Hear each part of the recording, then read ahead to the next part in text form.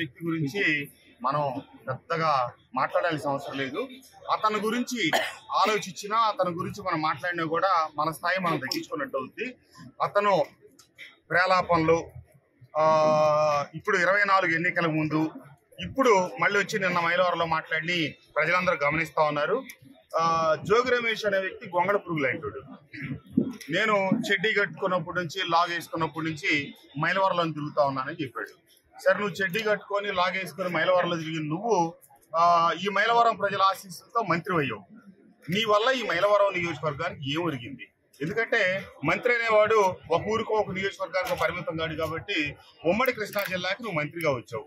నువ్వు మంత్రిగా ఉన్నప్పుడు మైలవరం నియోజకవర్గానికి ఏమి చేసావు? నీ వల్ల ఏం ఒరిగింది? ఎప్పుడూ లేనిది 40 ఏళ్ల చరిత్రలో VTPS బూడిద కౌంటర్లో పెట్టి నమ్మిన దౌర్భాగ్యులు వీళ్ళు. అట్లాగే వైఎస్ఆర్ కాంగ్రెస్ పార్టీ నాయకుల దగ్గర శ్రేణుల దగ్గర డబ్బులు దండుకుంది అతను. ఈ నియోజకవర్గానికి సంబంధించిన కేడర్కి బిల్లులు పే చేయడానికి 20% 30% లంచాలు అడిగిన వ్యక్తి అతను. నేను నిరూపిస్తా, కావాలంటే నిరూపిస్తాడనేవి ఊరికి ఆషామాషిగా మాట్లాడలా. ఆ వ్యక్తుల్ని వారి నాయకుల్నే తీసుకొచ్చి మేము ముందు నిలబెడతాను. కాబట్టి అతని నైజం. ఇప్పుడు నువ్వు ఒక మాజీ మంత్రిగా ఎలగబెట్టావు. అతను ఇంకొకటి కూడా చెప్తా ఉన్నాడు, నేను చూశాను, కొద్దిగానే చూశాను. 2019లో మరి అక్కడ నీకు పెడల్లో త్యాగం చేసిన వ్యక్తికి నువ్వేం న్యాయం చేసావు? సరే, 2024 ఎన్నికలు వచ్చేటప్పటికి నువ్వు త్యాగం చేసావు, లేకపోతే మరి అతను త్యాగం చేస్తే వెళ్ళిన సీట్లో నిన్ను ఎందుకు నిలబెట్టలా? నిన్ను తీసుకొచ్చి మళ్ళీ ఇంకొక నియోజకవర్గం ఎత్తికి ఎక్కడ పెట్టాలని చెప్పి అతీగతి లేకపోతే పెనంలూరులో పెడితే జిల్లాలో అత్యధిక తేడాతో ఓడిపోయిన వ్యక్తి జోగి రమేష్. ఈ ఎన్టీఆర్ జిల్లాలో రూరల్ ప్రాంతంలో మైలవరం నియోజకవర్గ చరిత్రలో ఎప్పుడూ రాని అత్యధిక మెజార్టీతో గెలిచిన వ్యక్తి నేను. సరే, కొత్తగా జోగి రమేష్ వచ్చి పాఠాలు చెప్తా ఉన్నాడు సభ్యత గురించి, మాట్లాడే విధానం గురించి. అయ్యా, నీ నుంచి ఈ రాష్ట్రంలో ఏ ఒక్క వ్యక్తి పాఠాలు, సభ్యత, సంస్కారం నేర్చుకోవాల్సిన అవసరం లేదు. ఎందుకంటే ఈ రాష్ట్ర ప్రజలందరూ చూశారు 2019 నుంచి 24 దాకా ఎటువంటి వ్యక్తులకి మనం అధికారం అప్పగించాం, వాళ్ళ యొక్క భాష, వాళ్ళు మాట్లాడిన విధానం అంతా మనం గమనించాం. ఇప్పుడు జగన్మోహన్ రెడ్డి గారిని ఒక్క మాట అంటే ఈయన కొత్తగా ఊరుకోడంట. జగన్మోహన్ రెడ్డి గారిని నేను ఈ రోజు వరకు ఎప్పుడు కూడా జగన్మోహన్ రెడ్డిని సంబోధించలా. ఇప్పుడు జగన్మోహన్ రెడ్డి గారు అంటా ఉన్నా, నేనేదో పార్టీ మారి మోచేతి నీళ్లు దాగి పక్కెళ్ళానని చెప్తా ఉన్నాడు. 2009లో గెలిచినప్పుడు ఇదే జగన్మోహన్ రెడ్డి గారిని అట్లాంటి కొడుకు నువ్వు ఎలాగన్నావమ్మా అని చెప్పి అసెంబ్లీలో పేలాపలు పేలినప్పుడు నువ్వు ఆ రాజశేఖర రెడ్డి గారి శిష్యుడు అనే మాట నీకు గుర్తులేదా నాయన? నువ్వు గుర్తుపెట్టుకో. ఈ జోగి రమేష్ అనే వ్యక్తి మీరందరూ మైలవరం నియోజకవర్గ ప్రజానీకానికి ఎవ్వరికీ తెలియంది కాదు. ఈ రాష్ట్ర ప్రజానీకానికి, కృష్ణా జిల్లా ప్రజానీకానికి, ఎన్టీఆర్ జిల్లా ప్రజానీకానికి తెలియంది కాదు. అతను అయిన కాడికి దోచుకోవటం. నువ్వు మంత్రిగా ఉండి నేను జగన్మోహన్ రెడ్డి గారి విధానాలతో విభేదించి నేను పోటీ చెయ్యను అని చెప్పి పక్కకొచ్చా. ఇతగాడంట ముందే చెప్పాడంట ఈ కృష్ణప్రసాద్ ఉండడు అని చెప్పి. అదే జగన్మోహన్ రెడ్డి గారంట అతి మంచివాడంట. నువ్వు ఆయన అతి మంచివాడా, లేకపోతే నీలాంటి నయవంచికలు చెప్పే మాటలని 151 స్థానాల నుంచి 11 స్థానాలకు జగన్మోహన్ రెడ్డి గారు దిగజారిపోయారు అనే విషయాన్ని ఆయన జగన్మోహన్ రెడ్డి గారి అంతర్మదనం చేసుకుంటారు. ఆయనే వాస్తవాలు గ్రహించుంటారు. ఇతగాడు మంత్రి పదవి ఇవ్వక ముందు జగన్మోహన్ రెడ్డి గారిని గురించి మా బోటోళ్ళందరి దగ్గర ఏ వ్యాఖ్యలు చేశాడో మాకు తెలుసు. మొన్న ఎన్నికలు అయిపోయిన తర్వాత ఇచ్చిన ఎన్నికల నిధులు నాకు అతనికి అక్కడ పెనవలూరులో ఇచ్చిన నిధులు తక్కువని జగన్మోహన్ రెడ్డి గారిని నువ్వు ఏ మేరకు దూషించావో, నువ్వు గత 2 మాసాలు 3 మాసాలు బట్టి పవన్ కళ్యాణ్ గారిని పట్టుకొని జనసేన పార్టీలోకి చేరాలని చెప్పి ఏ ప్రయత్నాలు చేశావో ఇవన్నీ కూడా ఈ ప్రాంత ప్రజలకి మొత్తానికి తెలుసు. సొంత కులస్తుడి దగ్గర నుంచి ఒక నిరుపేద కుటుంబం జీకొండూరుకు సంబంధించి సబ్స్టేషన్ లో ఉద్యోగం ఇవ్వమనిస్తే 7 లక్షల రూపాయల డబ్బులు తీసుకొని సొంత కులపాడుగు దగ్గర కూడా నువ్వు షిఫ్ట్ ఆపరేటర్ పోస్ట్ ఇప్పించినోడివి. అట్లాగే మిగతా 4 ఉద్యోగాలు కూడా 6-5 లక్షలు 7-5 లక్షలు డబ్బులు తీసుకొని ఉద్యోగాలు ఇప్పించి నువ్వు మంత్రి పదవిగా వెలగబెట్టినప్పుడు ఈ మైలవరం నియోజకవర్గానికి అభివృద్ధికి సహకరించావా, లేకపోతే మైలవరం నియోజకవర్గ ప్రజలకి ఏమన్నా ఒక మేలు చేసావా? నువ్వు మంత్రిగా ఉండి ఇక్కడ ఉన్న ప్రజలకి అక్కడ ఉన్న ఈ వైఎస్ఆర్ కాంగ్రెస్ పార్టీలో ఉన్న నాయకులకి, కార్యకర్తలకు బిల్లు నిప్పించావా? నువ్వు చేసిన వెకిలి లేకి చేష్టలు అందరికీ తెలుసు. నువ్వు కొత్తగా రాజకీయ విమర్శలు నువ్వు చెప్తే నువ్వేదో చేస్తే మేము చెయ్యం. జగన్మోహన్ రెడ్డి గారు చేసిన తప్పులు ఎన్నికల ముందు ఏదైతే చూపించాను, నేను వారి పార్టీలో క్రియాశీలకంగా ఉన్నప్పుడు అమరావతి మీద నిర్ణయం తీసుకుంటే ముఖ్యమంత్రి గారి స్వగృహంలో నిలబడి అమరావతి నిర్ణయం తప్పు అని చెప్పి 1కి 10 సార్లు ఖండించి మాట్లాడాను. ఎప్పుడైనా రాజకీయ విమర్శలు నేను చేశాను తప్పితే అసభ్య పదజాలం వాడలేదు. అసభ్య పదజాలానికి ఈ రాష్ట్రంలో చిరునామా అని చెప్పదగ్గ వ్యక్తుల్లో జోగి రమేష్ ఒకడనే విషయం అందరికీ తెలిసిందే. అంటే అసలు పార్టీ పతనానికి ఇలాంటి వ్యక్తులే కారణం అని వాళ్ళందరూ బాధపడతా ఉన్నారు. కాబట్టి వచ్చే 10 రోజులు ఆగి ఇక్కడ జరగబోయే సినిమా మీ అందరూ చూస్తారని చెప్పి తెలియజేస్తూ, అతని నుంచి ఏ రకమైనటువంటి నీతి గాని ఏ రకమైనటువంటి మంచి గాని తీసుకోవాల్సిన అవసరం ఎవరికి లేదు.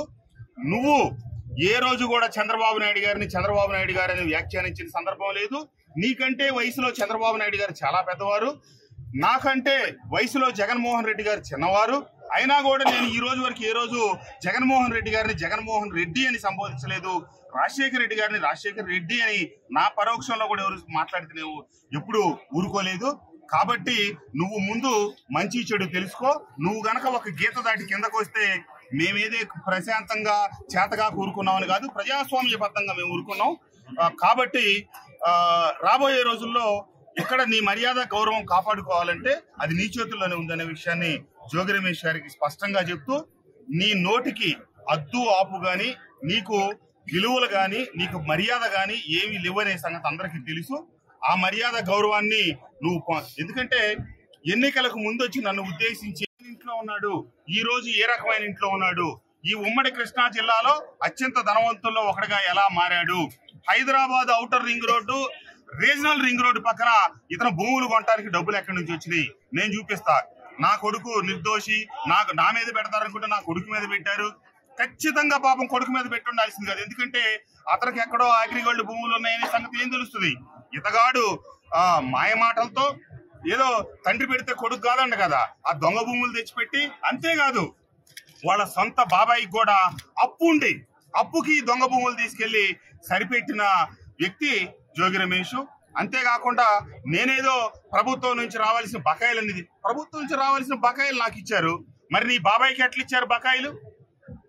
అందరికి ఇచ్చినట్లే ప్రభుత్వం నాకు హామీ ఇచ్చిన మేరకు నేను పెట్టిన పరిశ్రమకు రావాల్సిన నా రాయితీలు నాకు వచ్చినాయి. అంతేగాని జగన్మోహన్ రెడ్డి గారు నాకు ఉచితంగా ఉదారంగా ఇవ్వలా. నువ్వు నీ బాబాయి పరిశ్రమకి డబ్బులు తెచ్చి, నేను నొక్కి ఒక్కాణించి చెప్తున్నాను, బాబాయికి రావాల్సిన డబ్బులు ఇండస్ట్రీస్ డిపార్ట్మెంట్ నుంచి రావాల్సిన ప్రభుత్వం నుంచి ఇప్పించి, అదే సొంత బాబాయి ఇతర ఎదుగుదలకి నారు పోసి పెంచిన బాబాయి దగ్గర నువ్వు లంచం తీసుకున్న మాట నిజం కాదా అని చెప్పి నేను అడుగుతా ఉన్నా. 100కి 100% వాస్తవం. పైన అతను యేసు ప్రభుని నమ్ముతాడో, వెంకటేశ్వర స్వామిని నమ్ముతాడో, ఏ మతాన్ని నమ్ముతాడో నాకు తెలియదు. నాకు తెలుసు, నేను ప్రమాణ పూర్తిగా చెప్తా ఉన్నా, సొంత బాబాయి దగ్గర నుంచి సొంత కుల దొంగ కోళ్ళు పట్టు. నేనైతే ఎమ్మెల్యే అన్నా డీకేపీ, ఎందుకంటే విలువలు లేనివాడు, విశ్వసనీయత లేనివాడు. అసలు వీళ్ళు పనికి మాలు మన పాపం కాకపోతే మనం మైలవరం నియోజకవర్గం మన ప్రజలు పాపం ఒకసారి అయితే గెలిపించాం, రెండోసారి అయితే ఇతను చూసి అయితే నాకు తెలిసి ఓటేలా ఓటంలో ఎవడుంటే ఆడు ఓటేశారు కదా పాపం. పక్కన తిరువూరు నియోజకవర్గం ఎవరైనా సీనో ఎవరికైనా తెలుసా? ఎవరికి తెలీదు. అక్కడ అనంతపురం పేరెంట్ ధర్మవరం ఆయన తెలుసు. అసలు అక్కడ ఆ పరిస్థితుల్లో అట్లా వచ్చేసారు. అంతేగాని ఇంకోటి కూడా చెబుదాం అనుకున్నా, కాకపోతే పాపం ఎక్కువైపోద్ది. పార్టీలు వద్దు ఇప్పుడు అంటే నువ్వు నిన్ను రిజైన్ చేయమంటే మరి పారిపోతారు కానీ వద్దులే. కానీ అసలు మన ఇద్దరం పార్టీలు తీసేసి పక్కన పెట్టేసి నేను నిలబడదామా? నేను మా పార్టీ అధ్యక్షుడిని జగన్మోహన్ రెడ్డి గారిని ఒప్పించుకొని వస్తా, నువ్వు కూటమి వాళ్ళు ఒప్పించుకొని రా, నీ ఫేస్ నా ఫేస్ పెట్టుకుందాం, ఇద్దరమే వెళ్దాం జనం ముందు. పార్టీలు అసలు వద్దు. ఇక్కడి నుంచే మైలవరం నుంచి రమ్మని నేను జగన్ గారిని ఒప్పించుకొని వస్తా. పార్టీ వద్దు, సింబల్ వద్దు, నువ్వు రిజైన్ చేసేసి నువ్వు అంతే. నువ్వు చంద్రబాబు నాయుడు గారిని ఒప్పించుకొని రా, నేను జగన్ గారిని ఒప్పించుకొని వస్తా, రమ్మను. వారిపోతాడు. ఈ ఇల్లు సిగ్గులేని మాట, సిగ్గులేనేదో పాపం చాలా మందిని పురుగులుపుతాడు ఇప్పుడు సోదరుల్ని. ప్రెస్ మీట్లు పెట్టండి పెట్టండి పెట్టండి అని. పాపం నిన్నటిదాకా వాళ్ళే అన్నారు, మీకు తెలుసు కదా మైలవరం వీరప్పను వీడు దూసేశాడు దొంగ అని. వాళ్ళందరూ కూడా మిత్రులందరూ కూడా చెప్తాను, ఈ దీంట్లో పడబాకండి బాబు, రేపు జరగబోయేది మీకు కూడా అదే.